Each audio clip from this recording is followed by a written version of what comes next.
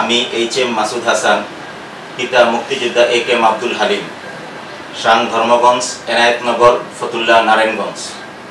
আমি এবং আমার 2 বোন আমার বাবার ওয়ারিশ। ঘটনার রাত 31শে জানুয়ারি 2023। রাতে পূর্বের পরিকল্পনা অনুযায়ী আমার বাসায় ডাকাতি হয়। ওই রাতে আমার বাসায় আমি এবং আমার বাবা ছিলাম। ডাকাতরা আমার বাবাকে হত্যা করে আমাকে আমার হাত, পা, মুখ, চোখ বাঁধা অবস্থায় মেঝেতে ফালায় রেখে যায়। আমাদের বাসার ভাড়াটিয়ারা আমাকে উদ্ধার করে। তারপরের দিন আমার বোন জামাই মোহাম্মদ জাহের আলী, পিতা সাবেদ আলী, এবং বাগিনা মোহাম্মদ জুনায়েদ, পিতা জাহের আলী, তারা থানায় যায় এবং আমাকে ফোন করে বলে বাদী কে হবে। আমি বাদী হইতে চাইলে আমাকে বাদী দিতে নারাজ, সম্মতি জানায়, দিতে রাজি না। আমার বোন এবং বোন জামাই ও ভাগিনা পূর্বের পরিকল্পনা অনুযায়ী আওয়ামী লীগের ক্ষমতা ব্যবহার করে আমার বোন জামাই মামলা করে। বিগত 5/2/2023 তারিখে আমার বোন জামাই, ভাগিনা জোরপূর্বকভাবে আমাকে চিকিৎসার উদ্দেশ্যে ইন্ডিয়াতে পাঠায়। তারপর চিকিৎসা থাকা অবস্থায় আমি জানতে পারি এক লোককে ধরে 164 করে আমাকে আসামি করে মামলা করা হয়। তারপর আমার সমস্ত সম্পত্তি দখল করার জন্য আরো 5টি সিভিল মামলা করে। সিভিল মামলা নাম্বার হচ্ছে 556-23, 41-24, 66-24, 136-24, 137-24। প্রিয় সাংবাদিক ভাইরা, আমার বাবা জীবিত থাকা অবস্থায় 2020 সালে আমার 2 বোন এবং আমাকে আমাদের 2 বাড়ি বন্টন করে দেওয়া যায়, হেবা করে দেওয়া যায়। আগস্টের 2023 সালে একটা মামলা করে আমার বোন জামাই, দলিল বাতিলের মামলা। সেটাতে উল্লেখ করে এজাহারে যে আমার বাবা 2020 সালে স্টক করে। আমার বাবার লাইফে কোনো স্টক হিস্টোরি নাই এবং ওখানে আরো বলে যে আমি চিকিৎসার কথা বলে জালিয়াতি করে সম্পত্তি আত্মসাৎ করি। প্রিয় দেশবাসী, সবার কাছে আমার একটাই প্রশ্ন, আমি যদি আত্মসাতের উদ্দেশ্যে জালিয়াতি করি সেক্ষেত্রে আমি সম্পদ কম নিব না বেশি নিব? আমি কেন কম নিব? এবং যেই দলিলটা করে দেওয়া যায় সেই দলিলের ভিতরে 1 নাম্বার সাক্ষী আমার বোন জামাই মোহাম্মদ জাহের আলী, 2 নাম্বার সাক্ষী মোহাম্মদ কামরুজ্জামান জুনায়েদ, পিতা জাহের আলী, 3 নাম্বার সাক্ষী মোহাম্মদ মাসুম। এবং 556/2023 এই মামলা কোর্ট থেকে একটা স্ট্যাটাস কো অর্ডার দেয়। কোর্টকে অমান্য করে আমার 1 বাড়ি 8% বাড়ি সহ ভাড়া জোরপূর্বক দখল করে নিয়ে যায়।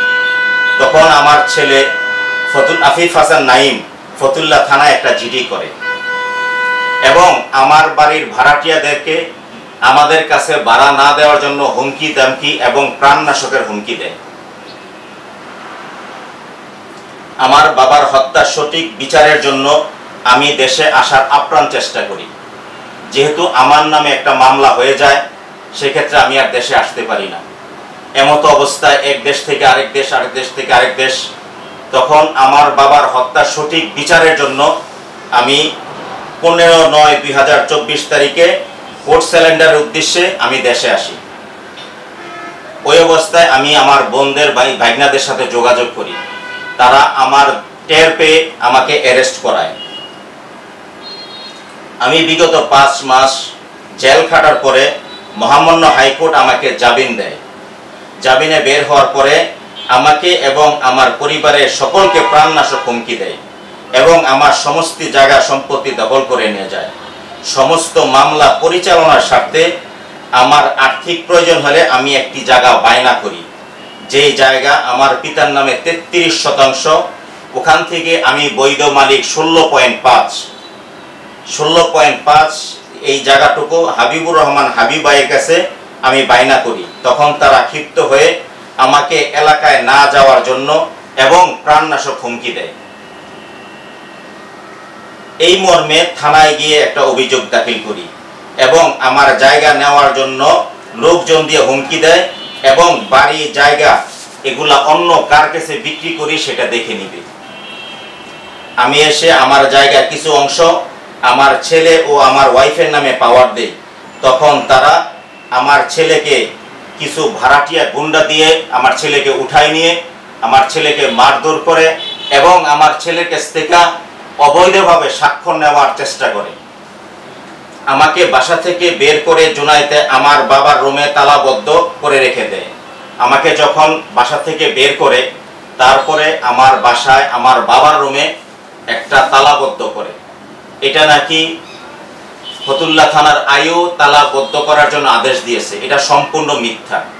আমাকে বের করার দেওয়ার পরে আমার বাবার রুম থেকে সমস্ত জায়গার দলিল পত্র, ব্যাংকের চেক বই, টাকা পয়সা সমস্ত কিছু আমার বোনেরা বোনজামাইরা লুট করে নিয়ে যায়, যেটাতে আমাকে আমার বাবা দেওয়া যে দলিল জায়গা, যে জায়গাটা এটার দলিলও আছে। এবং আমাকে হেয়পূর্ণ করার জন্য, আমাকে দোষী সাব্যস্ত করার জন্য নানানভাবে অপপ্রচার চালাচ্ছে। গত কিছুদিন আগে একটা মিডিয়ার মাধ্যমে একটা অপপ্রচার চালায়, সেটাতে বলা হয় যে আমি নাকি পালিয়ে গিয়েছি। আমি পালিয়ে যাই নাই, আমাকে চিকিৎসার জন্য আমাকে এখান থেকে পার করে তারা নাটক সাজে আমাকে আসামি বানানো হয়েছে এবং আমাকে বলা হয়েছে আমি নাকি হুমকি দিয়েছি। আমি কাউকে ফোনে প্রকাশ্যে গোপনে কাউকে কোনো হুমকি দেই নাই, কেউ কোনো প্রমাণ দেখাইতে পারবে না। আমি জামিন পেয়েছি 19/2/2024, 27/2/2000 আমি জামিন পেয়েছি 19/2/2025 এবং 27/2/2025 তারিখে আমি বাড়িতে যাই। আমি বাড়িতে থাকা অবস্থায় জুম্মন নামে এক লোক আমাকে ফোন করে আমাকে হুমকি দেয় এবং এলাকা থেকে চলে যাওয়ার জন্য জোরালোভাবে বলে আমাকে। প্রিয় সাংবাদিক ভাইরা, আপনাদের মাধ্যমে আরো জানাতে চাই, আমি বৈধভাবে যেই জায়গাটুকু বায়না করেছি সেটা হচ্ছে 16.5 জমির মালিক হই এবং এই জমিটির হাবিবুর রহমান হাবু ভাইয়ের নিকট বায়না করি। সেই সূত্রে হাবু ভাইয়ের মালিকানা বৈধ। আমি আমার বোনদের প্রাপ্য জমির অবশিষ্ট জমি রেখে বাকি জমিটুকু আমার অংশটুকু আমি বিক্রি করি, বায়না করি। এতে ভূমিদস্যুতার কিছু নাই। কিন্তু এখানে আমাকে আমার নামে যেই পরিমাণ অপপ্রচার এবং আমাকে যেই পরিমাণ হুমকি, আমাকে প্রাণনাশক এবং আমার ফ্যামিলি আমার সন্তানদের যেই পরিমাণ প্রাণনাশক হুমকি দিচ্ছে এবং চালাচ্ছে, এতে আমি খুব আতঙ্কিত এবং আমাকে এলাকায় যাইতে দেয় না। আমার বাড়ির একটা সম্পূর্ণ বাড়ির পুরা ভাড়া এখনো পর্যন্ত প্রায় 2 বছর যাবৎ জোর করে নিয়ে যাচ্ছে। প্রমাণস্বরূপ আমার ছেলে আমার ওয়াইফ বাড়িতে ভাড়া আনতে গিয়েছিল, সেই বাড়ির ভাড়া আনতে যাওয়াতে আমার ছেলে এবং আমার স্ত্রীর গায়ে হাত উঠাইছে।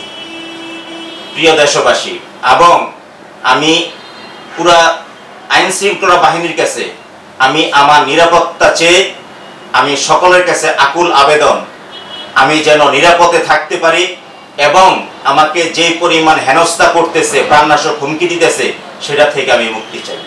আমাকে যে বিষয়ে আসামি করা হয়েছে, আমি পুরা জাতির কাছে আমি বিচার চাই এবং তাদের কাছে আমার একটা প্রশ্ন। মামলার এজাহারের মধ্যে লেখা আছে আমি সম্পত্তির লোভে আমার বাবাকে খুন করেছি। জাতির কাছে আমার একটা প্রশ্ন, আমার বাবাকে যদি আমি সম্পত্তির জন্য খুন করে থাকি, তাহলে তারা আমার বোন, 2 বোন এবং বোন জামাই বাগিনারা তারা সম্পত্তি নিয়ে পারাপারি কেন? মামলা করেছে কোর্টে, কোর্ট বিচার করবে, তারা এত সম্পত্তির জন্য এত পারাপারি কেন? সম্পত্তি নিয়ে আরো 5টা মামলা করেছে, সমস্ত সম্পত্তি দখল করে আছে এবং আমাকে যেই বাড়ি 2টা দিয়ে গেছে এবং আমার বোনকে সেই বাড়িগুলো দখল করে আছে।